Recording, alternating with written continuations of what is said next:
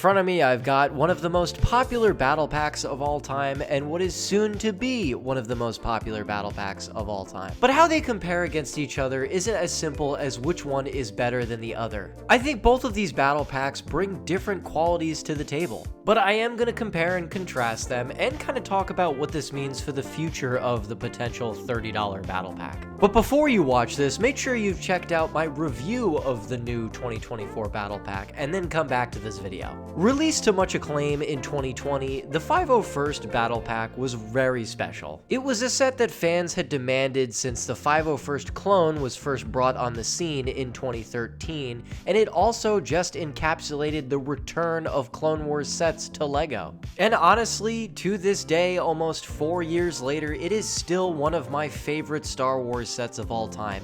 It has a lot of special meaning to me being a Clone Wars fan, and watching the Clone Wars come back to LEGO was so cool. And I also just think it's a great set. I love the builds on them, albeit they're bigger than they should be. The Bark Speeder and the AT-RT are pretty large, but I think they look great other than that. You got a nice selection of clone troopers, and 2 battle droids to add on top of that. I felt like it was a very good deal for $30, and right before the set was retired, you could find it everywhere for 20 bucks. Included with it were 3 501st clones, a single Jet Trooper 501st, and 2 battle droids. You also got the just mentioned AT-RT Walker and a Bark Speeder Bike. The larger size for these vehicles never bothered me personally, and I honestly love how both of them look. I think they look fantastic. They portray what they're trying to portray very accurately, and they're just faithful LEGO recreations of these classic Clone Wars ground vehicles. This set feels very complete. For your $30, I feel very satisfied with what I have here. Whether you're an army builder or not, you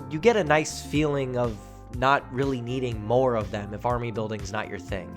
I don't feel like I'm missing more of it or I could use more. I feel like I got the right amount of everything. And if you are an army builder, it was nice that there were no named characters in this set, so you could buy a ton of these and not have to worry about getting duplicates of figures that you did not want. 4 years later, this set is still a 10 out of 10 in my eyes, and I think it will be that way for a very, very long time. On to the new battle pack. Not to repeat a whole lot that I said in my review, I was very satisfied with this one too. I think this is another great example of how a $30 battle pack should be done. Whereas the 501st battle pack went with a larger vehicle approach, this one went with volume of stuff. You do get more things with this battle pack from figures and vehicles. Not only did it come with 2 extra figures, but you also got a large droid build, a speeder bike, a stap, a little turret, and a crate full of thermal detonators. And when you place it all down together, it does feel like a nice volume of stuff. The clone builds in this case, like I said in my review, are a little lackluster. This speeder bike feels like a 4+ set and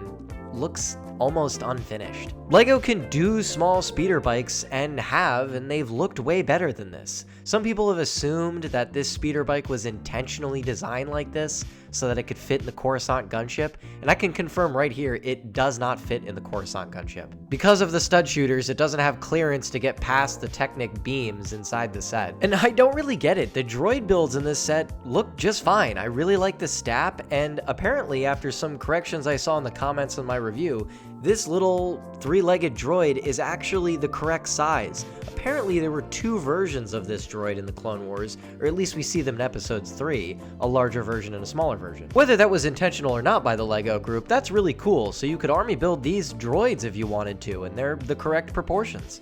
I think that's really neat. And plus, to add to that volume of stuff, yes, this battle pack comes with the same number of clones as the 501st battle pack, but you do get 3 extra battle droids. I think it's really interesting that we have both of these battle packs and that they are different from each other because it really shows us what direction the $30 battle pack could take. Do you want a $30 battle pack to be a larger version of a regular battle pack favoring one faction?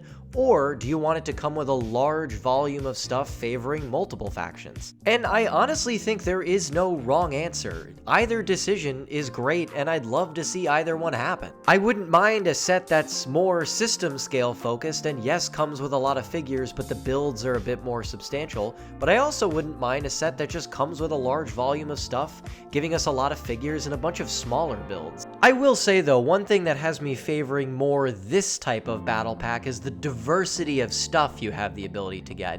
When you do a larger one, you do have to focus on one faction like the 501st Legion, but doing an assortment like this gives you the ability to just give us a bunch of figures. In this set alone, we have 2 different types of clone troopers and 2 different types of battle droids. You could actually argue it has 3 different types of battle droids.